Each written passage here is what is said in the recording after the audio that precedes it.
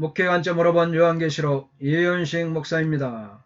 목회 관점으로 본 요한계시록 16장 12절부터 14절까지 함께 하겠습니다. 또 여섯째 천사가 그 대접을 큰 강 유브라데 소돔에 강물이 말라서 동방에서 오는 왕들의 길이 예비되었더라. 그리고 여섯 번째가 그의 사발을 큰 유브라데 강 위에 쏟았다. 그리고 태양에 떠오르는 곳으로부터 왕들의 길이 준비되도록 그것의 물이 말랐다. 카이 헥토스 세케인 텐 피알렌 아우트 에피톤 포타몬 톤 메간톤 유프라텐 카이 엑셀란데 털 휘톨 아우트 히나 헤토이마 데스 해 호도스톤 바실레온 톤 알포 아나톨레스 헬리우. 여섯째 대접 심판은 어느 정도 여섯째 나팔 심판과 평행을 이룹니다. 여섯째 나팔 심판을 보면 유브라데 강에 결박되었던 네 천사가 풀려났고 이 일로 인해 사악한 마병대가 세계 인구의 3분의 1을 살육하는 일이 벌어졌습니다. 동방은 무엇을 뜻하는가? 이 세상 끝날에 있을 적그리스도의 군대이다. 전 세계의 악의 무리로서 마지막 전쟁을 위하여 모으는 무리들, 최후 전쟁을 위하여 적그리스도의 세력이 힘을 규합하는 것을 뜻한다. 적그리스도를 도와 교회와 대결하는 이 세상의 왕들을 의미한다. 마지막 세계 전쟁과 중동에 임할 동양 통치자들에 대한 언급으로서 문자적 의미 이외에 다른 것으로 여겨지지 않는다. 이방의 무리가 전 분명화된 세계의 왕들과 힘을 합쳐서 메시아와 전쟁을 한다고 추측할 수 있다. 이렇게 동방을 학자들은 이렇게 해석하고 있습니다. 동방에서 오는 왕들, 여기에서 동방의 원어적 표현을 직역하면 해 돋는 곳으로부터, 유브라데 강물이 마른 것은 해 돋는 곳으로부터 왕들이 오는 것을 예비하기 위함이었습니다. 본문의 묘사 자체는 실제로 발생할 것이 아니라 사람들이 알고 있는 사실, 특별히 로마 제국과 파르티아 제국을 중심으로 하는 연합국 사이에 전쟁을 배경으로 하고 있습니다. 또한 본문에 묘사된 내용은 고대 고레스 왕이 바닥이 마른 유브라데 강을 건너 바벨론 제국을 멸망시켰던 고사에 근거했을 가능성이 있습니다. 예레미야서 근거입니다. 그런데 이 예언은 실제로 고레스에 의해 문자 그대로 성취되었습니다. 고레스는 유브라데 강의 물줄기를 다른 곳으로 돌려 강물을 마르게 했습니다. 이사야. 이렇게 함으로써 고레스의 군대는 강물이 얕아진 유브라데 강을 건너 불시의 성안으로 침투하여 바벨론을 멸망시켰습니다. 고레스는 예언된 대로 동방에서 또는 해 돋는 곳에서 온 인물이었습니다.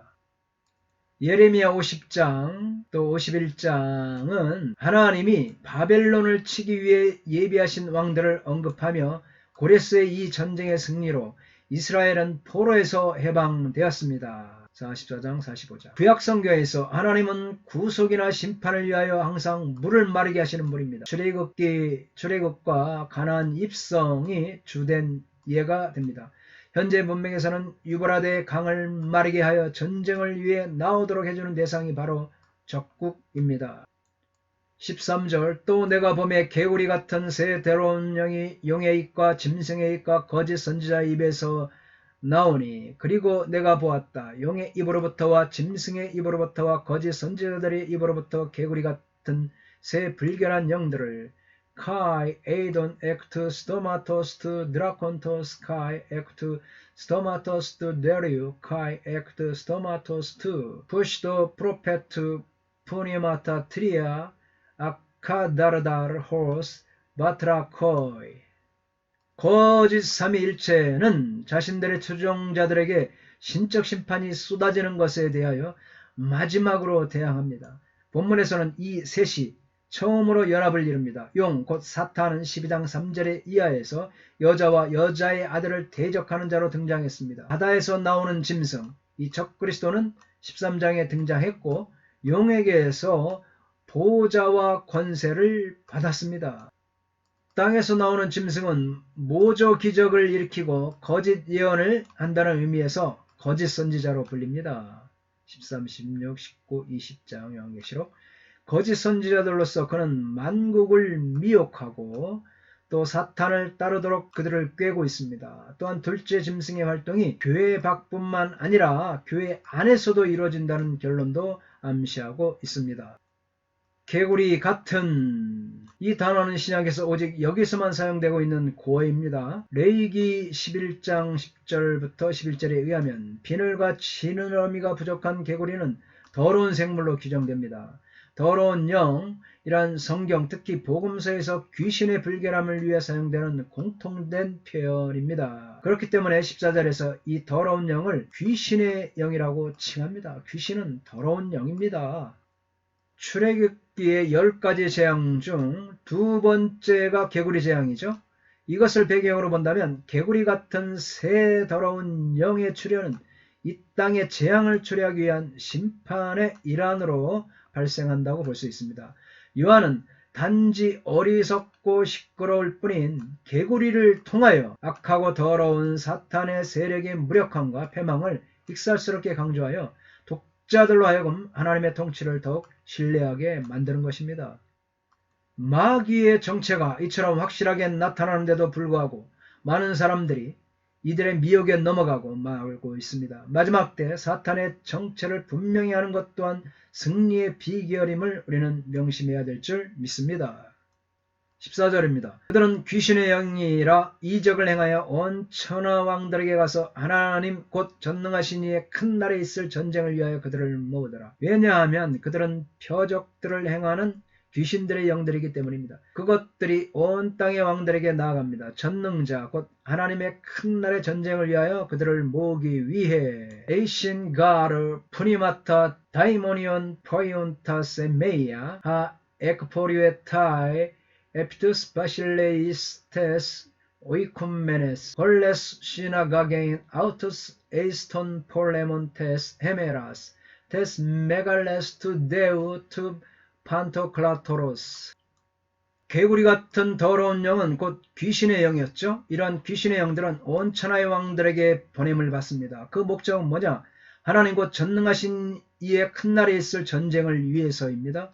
이 전쟁의 성격을 보면 이 전쟁은 첫 번째로 마지막 때인 예수님의 재림 때 일어날 것입니다. 그것은 하나님 곧 전능하신 이의 큰 날이라는 문구에 의해 분명합니다. 이것은 구약의 종말적 시점을 가리켜 사용하는 문구입니다. 특별히 이 문구는 요엘서 2장 11절과 스바냐 1장 14절 등에서 종말적 심판의 날을 가리키기 위해서 사용됩니다. 요엘서 2장 11절 여호와께서 그의 군대 앞에서 소리를 지르시고 그의 진영은 심히 크고 그의 명령을 행하는 자는 강하니 여호와의 날이 크고 심히 두렵도다. 당할 자가 누구이랴. 스바냐 1장 14절 여호와의 큰 날이 가깝도다. 가깝고도 빠르도다. 여호와의 날의 소리로다. 용사가 거기서 심히 슬피 우는도다.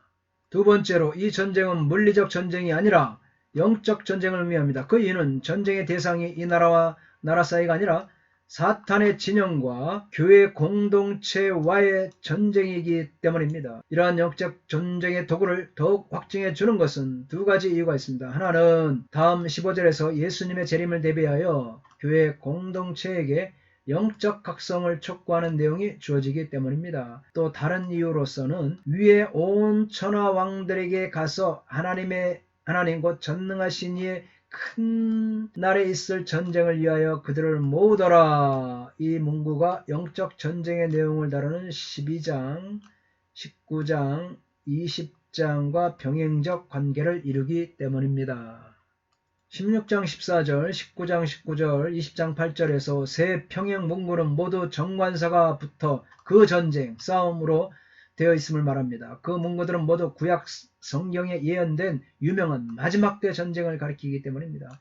20장 7절로 10절은 이 전쟁을 사탄의 세력이 성도들에게 퍼붓는 최후의 공격의 하나로 증명하며 이 전쟁은 11장 7절의 전쟁과 같은 전쟁입니다. 11장 7절의 전쟁 역시 짐승이 땅에서 신자들 전체 집단을 진멸하라고 획책하는 전쟁이기 때문이라는 것입니다.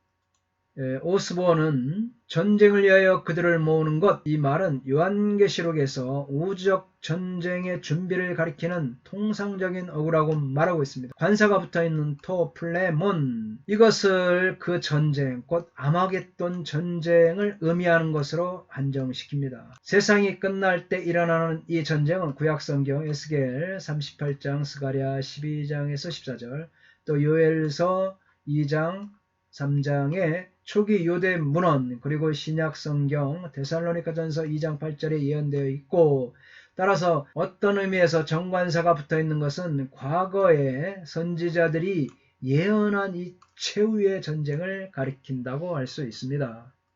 이 전쟁의 날 자체는 또한 이 날을 하나님과 어린 양의 진노의 큰 날로 묘사하고 있는 6장 17절과 비슷하게 하나님 곧 전능하신 이의 큰 날로 묘사됩니다. 이 날은 큰 날입니다. 이 날의 창세로부터 있어온 하나님의 계획이 완성되기 때문입니다. 마태복음, 에베소, 히브리, 요한계시록. 따라서 주 하나님 곧 전능하신 이가 친히 큰 권능을 잡으시고 왕 노릇 하실 때에 이 자신의 주권을 보여주시고 이 세상을 종식시켜 주실 것입니다. 할렐루야! 감사합니다. 다음 시간에 함께 하겠습니다.